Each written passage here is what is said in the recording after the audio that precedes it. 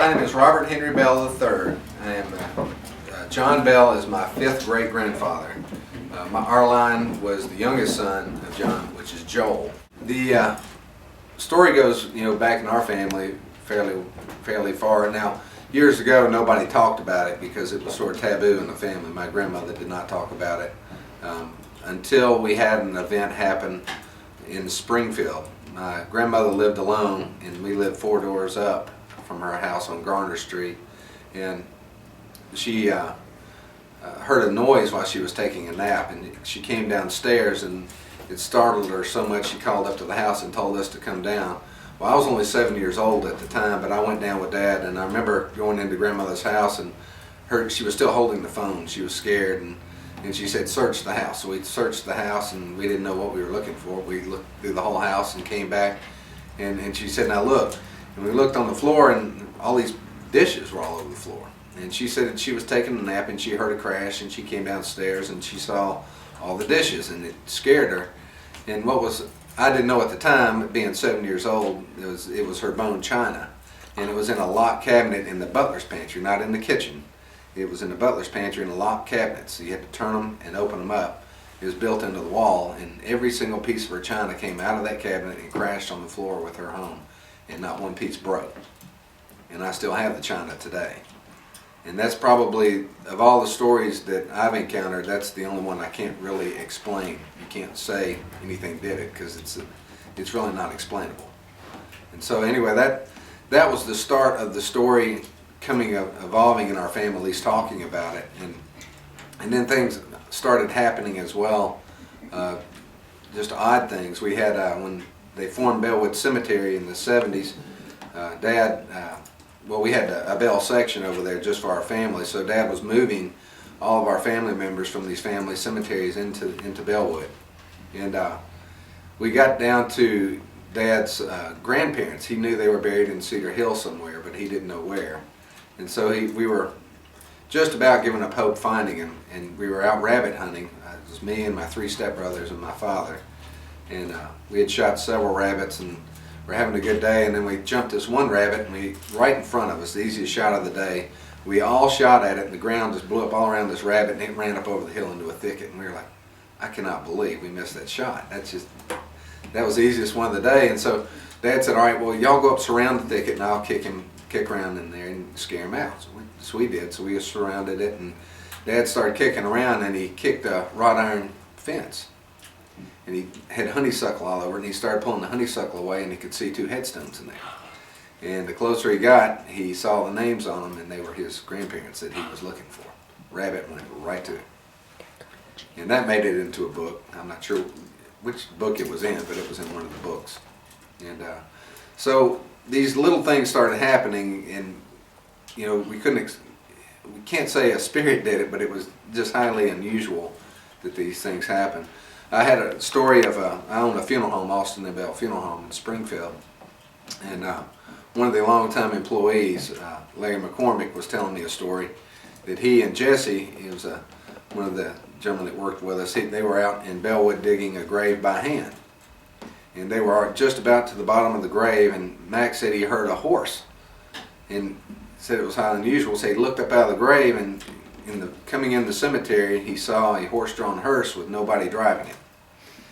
And he said it scared him so bad, they both hunkered down in the grave, and it said it passed by them, and there was an old road that went out of the cemetery out into the Bell Farm. And he said it went out down that road and disappeared, and said they got out of that grave, and they took off and went back to Springfield. And he said he ran a good while before they stopped. So that was an interesting tale. And so I guess the things that affected me are the ones that I tell the most, because secondhand stories don't mean a lot to me.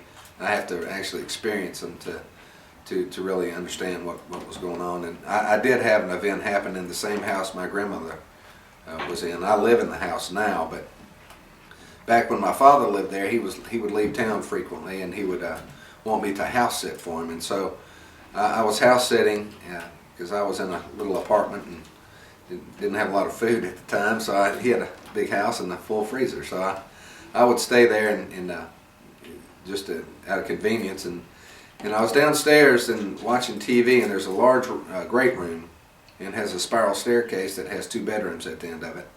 And so I was down there watching TV, and I heard what sounded like a door shutting and someone walking around. But it was one of those noises you heard that, I heard the noise, but I wasn't 100% sure what it was. It was just a noise to me. But it was enough to get me up out of my chair, and I opened the closet and got a golf club out of the golf bag, and I went upstairs and looked around. I didn't see anything, and I said, well, it's just my imagination. So I finished watching TV, and I went upstairs, and I was staying at one of the bedrooms at the end of this, in this hall. And there's a long hall from the old part of the house to the new part, and there's double doors at the end of that hall, and then at the other end of the bedrooms. Well, I was just about to get in bed, and at that time, I heard the double doors in the end of the hall slam shut. And there wasn't any doubt what I heard that time, because everything was turned off. It was quiet. And I heard the footsteps come down the hall and stopped at my door. And that's one of the few times I had really been scared. The hair on my neck stood up. I thought somebody was in our house. And so I go in the closet and I fumble around, find that baseball bat. Then I go through the adjoining bathroom and open the door, and I jump out, and nobody was there. And I was really scared then. And so I went downstairs, I went to our gun room and got a .45, I loaded it, cocked it, and I was going to shoot somebody that night because I was really scared. And I went room to room, SWAT team style, opened the door, jump in, turn the light on, had to circle back around because there's another set of stairs. I looked at that whole house for at least 45 minutes and nobody was there. And I attribute it to one event. Dad, when my grandmother died, my dad just moved in the house. He didn't have to clean it out.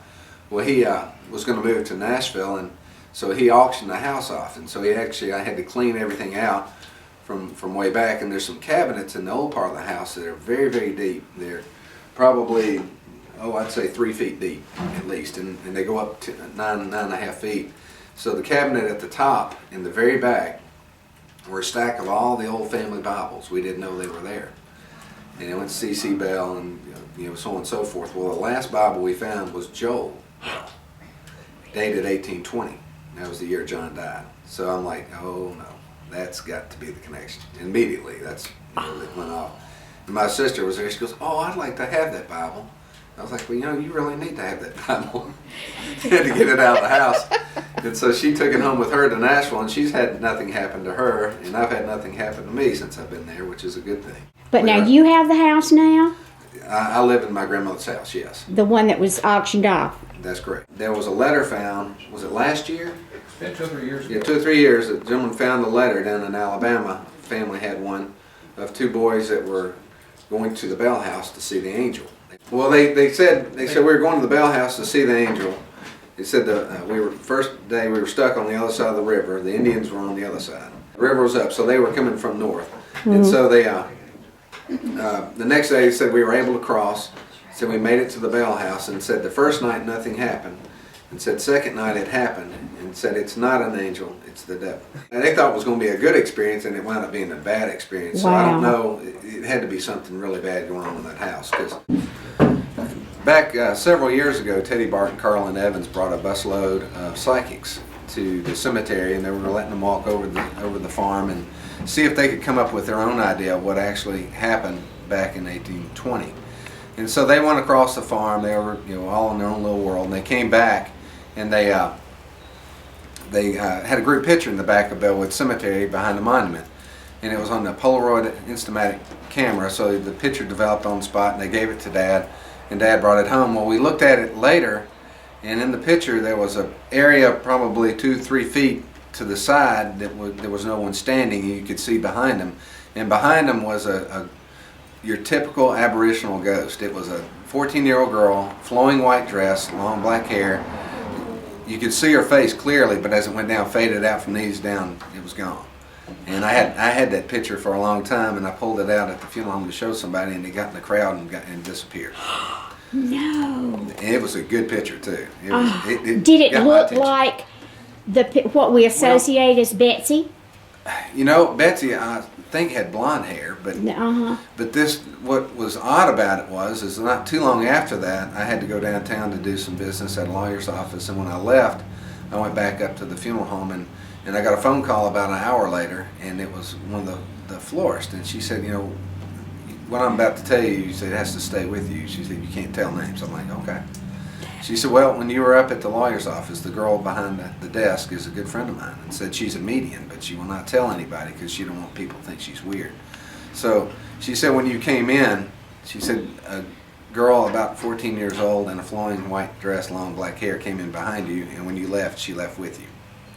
And I just sat there and I'm like, well, as long as she doesn't touch me, I'm okay. My sister had, she had a lot of stuff happen to her, and she was carrying 2 guys up here. Back when the old road was still through the cemetery, she was going to take a couple guys out there and scare them.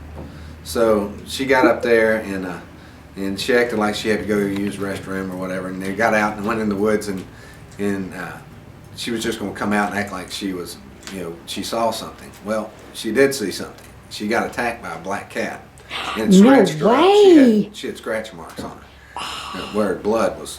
I mean, it scratched her, and she made the Robertson County Times over that. How bad? And she's not one to be scared either, but she was scared over that one. Cats and dogs. Of course, Bob can tell you about our play. We never have a play here with what there's not at least animals nobody can name and where they came from, and they wander through the crowd during the play. Caesar was the one. He was he looked like a Rottweiler mix. He was very docile, very friendly, but he'd go up and lay on the stage. Well, he was laying on the stage, and closer we got to do the play, we were trying to get the dog to get off the stage. And so my dad tries to move the dog switches on him, and acts like he's going to eat him alive. And so Dad leaves him alone, he's fine. I'm just sitting there on the front row watching them play, and all of a sudden Caesar he's laying on the front platform. He jerks his head up, looks at me, and growls and just tears straight at me. And I'm like, before I could even react, he was right on me. And he stopped, put his head on my leg, and I petted him. I was like, good dog. Because he was in a sensitive area. And it was too late to do anything by then, so I was like, yep, good dog. Was that the only time he ever showed up, was that particular year? Yeah, that's the only time after that he was gone. We never saw him again. The best one was a cat, and there was a cat that would show up and go through the crowd during the play, and that tail would hit everybody's leg, and and nobody claimed the cat either, huh? No, none of the animals. There was one this past year. I don't know whose dog it was. It doesn't hang around anymore. You never know what's going to happen to play. Bob, when you were little, did your family didn't talk about any of this at all? Well, no. You have to understand. Back then, that no one in the family wanted to be associated with a spirit because of the witch trials. It was taboo, and you were a lower class if you were, and they were not lower class. So they just would not talk about it. And it lasted all the way through my grandmother's time. Now, I do remember the first time I heard grandmother say anything about it was when the dishes hit the ground. Dad said, well, it must be okay. And she goes, yeah, it must be. That was the first time I had heard it. And then they did a play in Nashville in the Bell Witch. I forgot what it was called, but that was we went to that, and then I started learning the story. And there all these things that happen, when you add them all up, something odd is going on. And you wonder how much the original story, is different from what it is today, because how handed down from generation to generation. It may have been nothing, because there's no factual information. Joel was the youngest son. That is correct. Of John Bell. And Joel was the last to die of the children, being the youngest, and then the book was written after that, because that was the agreement that the book could not be written until the last Bell died. And so the diary still has not been found. I really wish it would have been found.